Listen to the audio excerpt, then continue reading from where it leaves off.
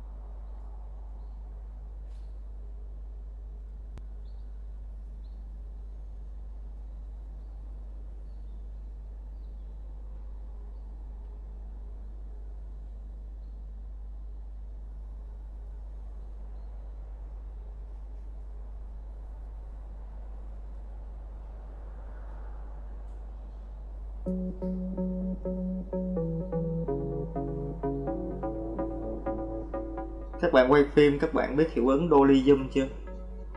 Nếu mà chưa thì video này sẽ dành cho các bạn.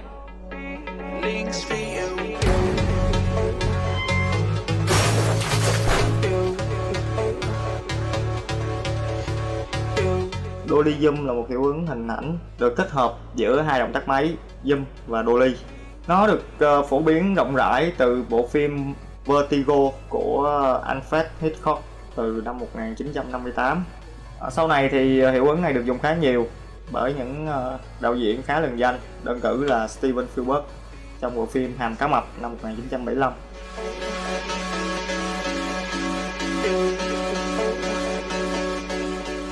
Nó gây sự căng thẳng,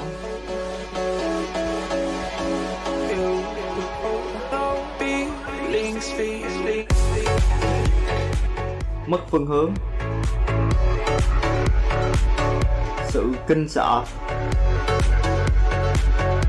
gây trở ngại.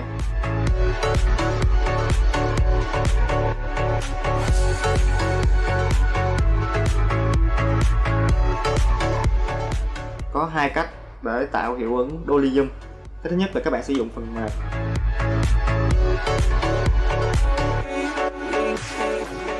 Cách này các bạn phải quay một shot quay với động tác máy dolly.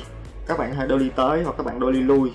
Các bạn có thể dùng dolly hoặc là slide hoặc là gimbal để thực hiện động tác này. Sau đây là mình dùng điện thoại để thực hiện một shot dolly tới. Và các bạn thấy là nó sẽ hơi rung lắc một tí. Các bạn có thể lên YouTube và search video của anh Cường về gimbal chống rung cho điện thoại. Nó sẽ giúp cho khung hình của các bạn mượt mà hơn. Với động tác dolly zoom này, các bạn sẽ giữ cho nhân vật và đối tượng của mình là không thay đổi về tỷ lệ, chỉ thay đổi về phông nền phía sau thôi. Việc đầu tiên là các bạn phải xác định điểm cuối của shot quay, tỷ lệ của nhân vật trong cái frame cuối này như thế này. Thì các bạn sẽ key vào scale, rồi các bạn trở lại đầu video, scale lại làm sao để mà tỷ lệ của nhân vật giống như khúc cuối.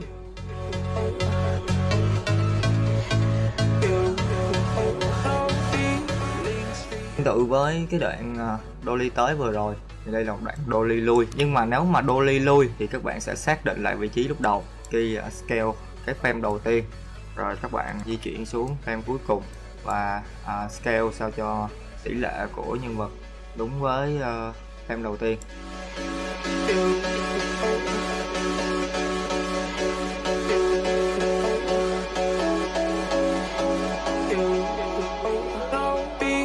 Cách thứ hai là cách truyền thống, các bạn phải có slide hoặc là dolly và kèm theo một cái ống kính zoom để tạo được hiệu ứng này. Có hai động tác trái ngược nhau để làm hiệu ứng dolly zoom. Một là dolly vào và zoom ra, hai là các bạn dolly ra và zoom vào. Cả hai cách thể hiện này chỉ khác nhau về hiệu ứng thị giác, còn về ý nghĩa thì như nhau.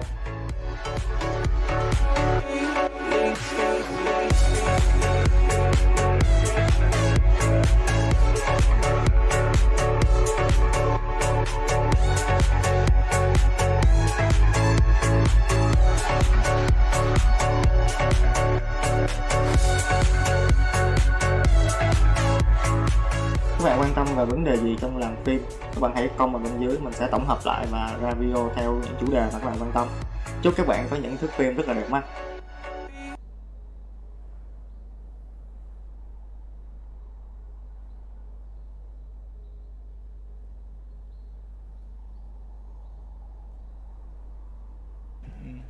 Mà sáng nay nói 3 tiếng chưa mệt à? Bình thường, đấy là công việc của tôi thì không có chuyện mà nói mà mệt được. Thế nên đúng, là có những ngày mà anh làm tới 3 ca hay 9 tiếng rồi. 10 tiếng, hơn 10 tiếng tôi vẫn thấy bình thường. Bởi vì tôi tìm được cái niềm vui trong công việc thì nó một phần nó sẽ gọi là giúp tôi có được thêm năng lượng khi mà làm cái công việc này. Đúng vậy, dạo đây tôi cũng càng ngày càng háo hức, không chỉ là tại VCS mà bởi vì tôi biết rằng sau khi VCS kết thúc thì chúng ta tới một cái sân chơi nó cao hơn. Đúng vậy, hoành tráng hơn là MSI. Và MSI cũng đánh ở G Stadium. Rồi sau đó chúng ta ra Hà Nội đó, nhắc tới chuyện Hà Nội. Đúng không? Xác nhận rồi, MSI vòng bảng là đánh ở Hà Nội. Mà vòng bảng là như thế nào? Vòng bảng là tất cả các đội vô địch khu vực có mặt ở tại Hà Nội, tức là vô địch LCK, vô địch LPL, vô địch Bắc Mỹ. Dựa vào cái thành tích chính thức phải đợi xem mà đó thông báo như thế nào về cái MSI thì con ngựa mới sửa lại cái điểm này đầu tiên. Bởi vì thứ nhất là cơ sở hạ tầng so với hai nơi còn lại là kém nhất. Và nó biết nói thế nào nhỉ, không có nhiều những khách sạn 4 sao 5 sao ở quá gần đó. tức là gần nhất thì đâu đó ở khu vực quanh Hồ Tây, nó phải cách đấy một cái đoạn đường khoảng tầm 3 cho đến 5 km. Sân vận động Mỹ Đình thì lại càng không, bởi vì một cái giải đấu thể thao điện tử có rất nhiều máy móc mà các bạn tổ chức ngoài trời thì nó hơi mạo hiểm và hơi quá sức, mà thời tiết của Hà Nội thì nó giống như là một cô gái độc đành vậy, có thể nghe sáng chang nắng, Sài Gòn chả khác nó sáng nắng chiều mưa. Bây giờ tôi mới để ý là thời tiết Sài Gòn còn độc đành hơn. Nhưng mà Hà Nội thì cũng khó lường y hệt như là một cô gái bất kỳ nào đó. Hi everyone, I'm Vân from Hanoi University. Today, I'm gonna share with you my English learning journey. Before studying in university, I spent 12 years focusing on subjects like maths, biology, chemistry, but not English. So the only thing I know about English was just a little bit about grammar, things like tenses, verbs, adjectives, the very basic things. But luckily, I still passed the entrance exam to study in Hanoi University. Therefore, as you may guess, my speaking and listening skills were terrible in the first year. And I literally got shocked when I was a freshman because I couldn't understand what my teacher was teaching, what my friends were talking. I was very disappointed about myself. After that, I tried to find a proper learning method to help me improve my English. I got many learning materials, books, and other online resources. But among those, I found myself impressed by a method from Triple English, which is called in-breaking, because it was totally suitable for those who have problems with speaking and listening English like me. The book is designed to be studied in 3 months, so I learned 12 lessons using 3 effective techniques, which are deep listening, catching up, and rapid response. The first technique I want to talk about is deep listening. You will get your ear familiar with English sounds by listening to English spoken in low speed and normal speed. So you don't have to worry about things like they speak too fast that I can't hear a thing. Just enjoy in your favorite speed. The second one, as I said, is catching up. After finish listening, you will mimic very closely to the speakers at both slow speed and normal speed. This is absolutely useful to help you improve your pronunciation and intonation, and it helps you speak more naturally. And the last one is rapid response. One asks and one answers. Based on the context that you've learned in listening part, there will be questions for you to learn how to reply to it most probably. This can dramatically boost your speed of reaction. And there is a special thing that you can have.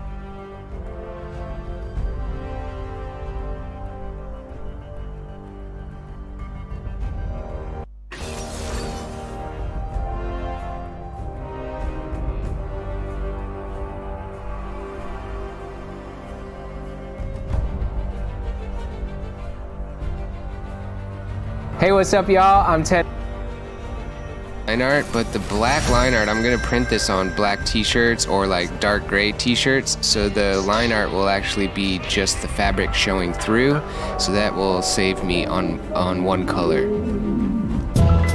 Yes. Yes.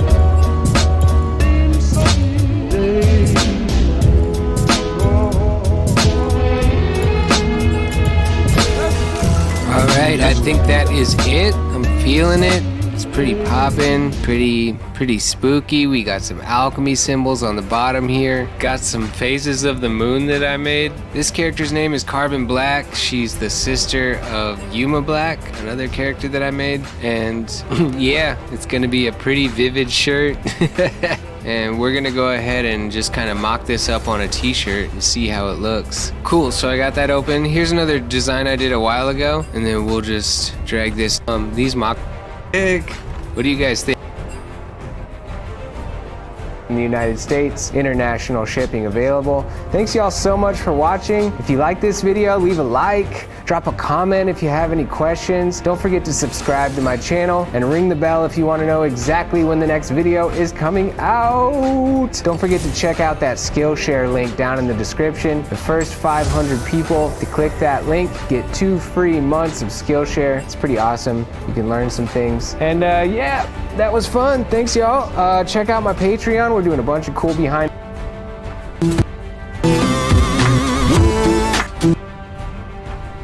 And then I'm gonna go to Preserve Details 2.0 because Photoshop has a good algorithm if you wanna like increase the size of your image without making it look all janky. And I'm just gonna go ahead and bump this up to 20.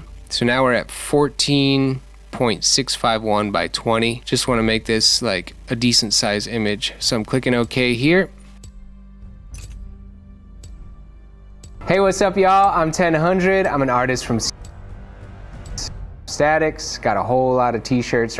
The biggest part of my business, and it's a great way for me to make my art affordable and accessible, and so that anyone can afford it and support it. So we're going to talk a little bit about how to design a t-shirt. I'm here in my shop Statics, got a whole lot of t-shirts right behind me. But first, this video is brought to you by my favorite sponsor, Skillshare. I think most of you who clicked on this video are probably into learning. You want to learn how to make a t-shirt? Well, I've got another place where you can do a little bit of learning. Skillshare is a super awesome online learning community. They've got thousands of tutorials on art and design and business and technology, and the list goes on and on. Their premium memberships give you unlimited access to lessons from experts working in their field, so you can improve your skills, unlock new opportunities, and do the work that you love to do. Me personally, I have a ton of experience in Adobe Photoshop, but I've always felt a little bit weak on Adobe Illustrator, so I popped over to Skillshare, checked out some of their classes on Adobe Illustrator, and I learned a whole lot from these awesome tutorials that they have. Skillshare is also a whole lot more affordable than other online learning platforms out there. An annual subscription is less than $10 a month. So here's the deal. There's a link down in the description,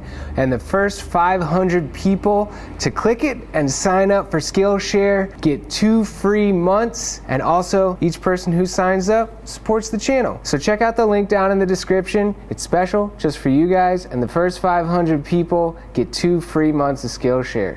So yeah, let's design some t-shirts. And also, just a little side note, the t-shirts that I designed in this video, right when I publish this video, they'll be available on my website for you to order. I do free shipping anywhere in the US, international shipping available. So if you like what I designed here today, you can get yourself one. But anyway, let's get into this t-shirt design.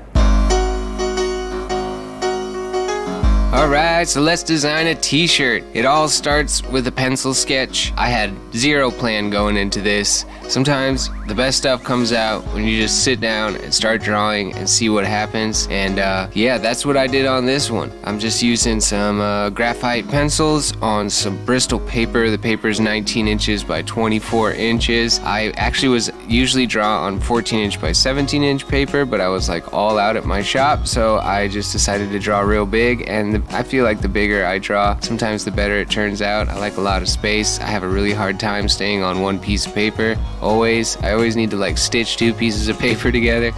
But yeah, this is just kind of like turning into this sort of warrior archer woman, and I think she's pretty cool. Yeah, so then the next step is to start inking the drawing. I'm using Faber-Castell India ink pens, and I'm using the superfine tip, the 1.5mm bullet nib, and the brush nib. I start with the superfine tip and do the whole drawing, just the slim line art, and ink that whole thing.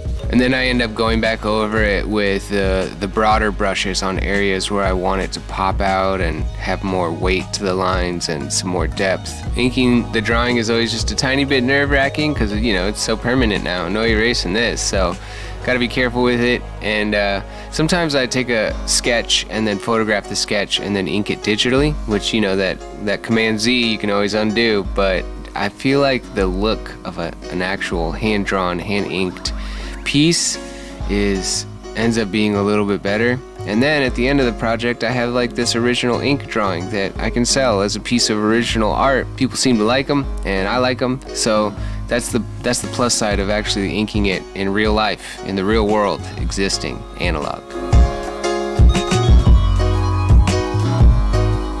Alright, so I finished my drawing, and now I need to photograph it so that I can bring it into Photoshop. This paper that I drew on is like way too big for me to scan it because I don't have a scanner this big, so I'm gonna photograph it with my Sony a6500, edit it, and we'll turn it into some black and white line art so that we can start coloring it. Yeah.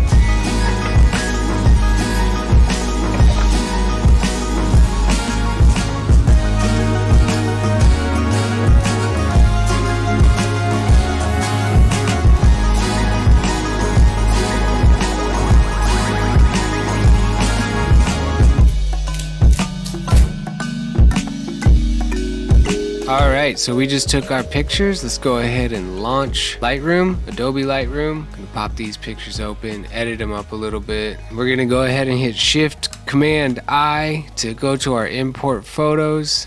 These are the ones we want. Click import. We'll go over here to this develop tab. I don't know, that one looks pretty straight on. Let's check out a few of these other ones. Yeah, let's go with this one.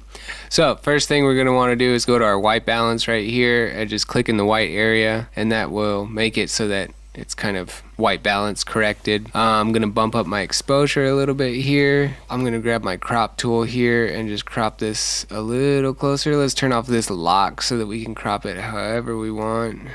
I like to leave a little space around the edges so that when I bring it into Photoshop, I can kind of straighten it up. Go ahead and hit enter to crop that. And then we're gonna go to white slider, boost up the whites a bit and boost up the blacks. Whoops, boost down the blacks. Bump that contrast up, lose a little bit of the shadows. Awesome, so that's looking pretty good right there. We're gonna edit this some more in Photoshop. So let's go ahead and go to File, and choose export, and we'll call this one the Archer, and I want to export it as a Photoshop document, PSD, because I'm going straight into Photoshop with it, and I'm going to export it at 600 DPI, and that's pretty much everything that I need to do there. I'll go ahead and click export, and I can quit Lightroom at this point. Okay, so once we have Photoshop open, we're going to go find that file. Alright, first thing I want to do is I want to make sure that this is pretty straight. So I'm going to create a new layer here, grab my shape tool. Right now it's set to be a rectangle. We want it to be a rectangle. I'm going to change the color of the shape, just whatever, it can be pink. And then I'm going to make a rectangle that's about the size of my paper. Now, on the rectangle layer here, we want to go to opacity and change that to like 40%. This is a guide for us so that we can make our drawing kind of straight. Let's unlock this layer, click right there, and then we're going to hit Command T to go into transform mode, and then right click and choose skew, and we're just gonna skew this so that the edges of our paper match up to this rectangles, because it's really difficult to photograph the art like perfectly straight on. So we're just doing small adjustments. You want to choose the photo that looks the most straight on, but then go in and do these little adjustments. We're just trying to get it pretty close to the edge of that rectangle that we made. I usually like to go just beyond the borders of it. Cool, and then we'll hit enter to commit that. Awesome, we can lose this rectangle. And now I'm gonna go ahead and kind of just crop out this gray wall. Awesome, now we're gonna wanna make our drawing bigger. So if we hit Option Command I, it'll bring up our image size menu. And right now our resolution is at 600, and we want to make sure that resample is unchecked, and we're going to drop this down to 300. Because we split the resolution in half, it made our image overall bigger. So now it's 11 inches by 15 inches. For printing, you don't want your resolution to be any lower than 300 DPI though. The maximum print size of a t-shirt is 15 inches by 20 inches with the company that I use. So I'm going to actually increase this. I'm going to turn back on resample, and then I'm going to go to preserve details 2.0 because Photoshop has a good algorithm if you want to like increase the size of your image without making it look all janky. And I'm just going to go ahead and bump this up to 20. So now we're at 14.651 by 20. Just want to make this like a decent size image. So I'm clicking OK here. Alright, so now we want to make this pure black and pure white. So I'm going to go to image and choose adjustments and then choose levels. So this end is like the white slider and this end is like the black slider. So we'll start sliding this down until we lose, till it's basically like pure white. We'll slide this up to bring the blacks back in.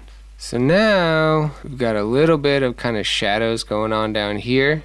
and this area is starting to get too light. So I'm gonna go and grab the bottom half of my image with the selector tool here, actually probably like the bottom third, and hit Command X and then hit Command V, and we've got this pasted on a new layer. So we can just line these back up. So now on this layer, let's go back to image and choose levels and just make that white, really white. Click OK. Let's make sure these seams are okay from doing that. Yeah, so we've got a little bit of jaggedness, so let's just adjust this layer a bit. There we go. Now it's back where it needs to be. So now we're gonna hold down Shift on our keyboard and click the other layer, so now they're together. And we'll just go ahead and merge these back together. And now what we want to do is we're going to get rid of the white background. I made another video on this on my YouTube channel. I'll link to it right here. But we're going to hit Command A, Command X to cut it. Then we're going to hit Q on our keyboard, Command V. We're going to hit Q again. And now we want to hit Shift Command I to invert our selection. And then we're going to hit Shift F5 to fill that selection. We're going to choose black. Okay, so now we have just our black lines here on a transparent background. We can drop in a white background. They say you shouldn't really like work too long on a white background because it's bad for your eyes, but I'm gonna do a white background because I want to. So now we're ready to start coloring. We're gonna hit W on our keyboard to get the magic wand tool. Make sure contiguous is checked. We're gonna click outside of our character and it should select everything outside the character. But certain areas like this bowstring, it stopped the selection because there's like a black line. So we need to hold down Shift and click these areas to add them to our selection. Cool, now that we have the outside of the character selected, we are gonna go ahead and hit Shift Command I. That's gonna invert our selection, but that selection is just outside the black lines and we want them to be in the middle of the black lines. So we're gonna go to Select, choose Modify, and Contract. I already have mine set to 3 pixels, that should work. So we're gonna create a new layer here for our colors. Then we're gonna hit G on the keyboard to pull up our paint bucket tool. Then click inside the character to fill it with one solid color. Then Command D to deselect. Alright, so now it's time to start coloring. I'm actually going to speed things up a little bit here so it's not like a 4-hour video. I made a full in-depth tutorial on how to color a drawing and shade a drawing in Photoshop. I'll link to that video right here if you want to know how to color your drawings in Photoshop. But I will show you this. When you're designing a t-shirt, sometimes it's helpful to work within Pantone colors because those are the screen print ink colors that t-shirt companies use. So if you go over to your color picker here and then you click on this little button that says color libraries, that shows you all the different Pantone colors. And usually when I'm designing a t-shirt, that's kind of the color picker that I work in so that I can provide my t-shirt company with the Pantone numbers so that the colors that they print are exactly what I designed with. I ain't gonna be the same, no. Baby, since we're not together.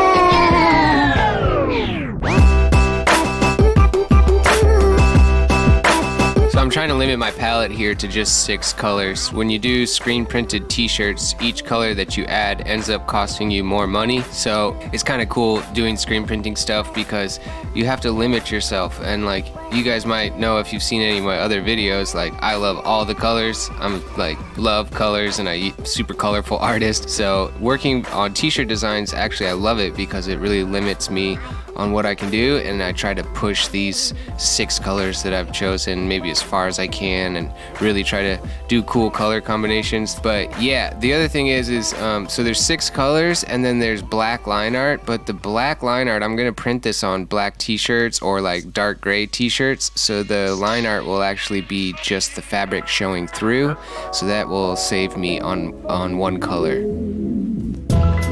Yes. Yes.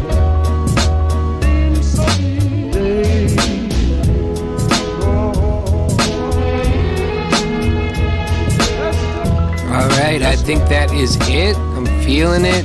It's pretty poppin', pretty spooky. We got some alchemy symbols on the bottom here. Got some phases of the moon that I made. This character's name is Carbon Black. She's the sister of Yuma Black, another character that I made. And yeah, it's gonna be a pretty vivid shirt. And we're gonna go ahead and just kind of mock this up on a t-shirt and see how it looks. Cool, so I got that open. Here's another design I did a while ago, and then we'll just drag this down, kind of get it about to where we want it to be. And then we go back over to our mock-up, and there's our design. And then we'll go ahead and just kind of position this where we want it to be. And yeah, that's looking pretty cool. These mock-ups are pretty rad. And yeah, so now we can kind of see what it's gonna look like on a t-shirt. This is looking sick. What do you guys think? Do you like it? So that's cool. So there's the long sleeve, and I think it's looking pretty rad. It's gonna be a good one. Well, that's it. Just got those ordered. By the way, the t-shirt company that I ordered from is called Jack Prints. They should be here soon. And actually, these t-shirts are available right now for pre-order on my website. So if you guys want to grab yourself one of those t-shirts or long sleeves or hoodies, they're available now. I do free shipping anywhere in the United States, international shipping available. Thanks y'all so much for watching. If you like this video, leave a like, drop a comment if you have any questions. Don't forget to subscribe to my channel and ring the bell if you want to know exactly when the next video is coming out. Don't forget to check out that Skillshare link down in the description. The first 500 people to click that link get 2 free months of Skillshare. It's pretty awesome. You can learn some things. And yeah, that was fun. Thanks y'all. Check out my Patreon. We're doing a bunch of cool behind the scenes stuff over there. I have tips and tricks. Got a Discord server going. I've even been playing video games online with my patrons and doing like some voice chat. I love the Patreon experience so far. So if you guys want to support me and also get some extra content, you can check out my Patreon page. Thanks so much. I'll catch you guys on the next one. Yay.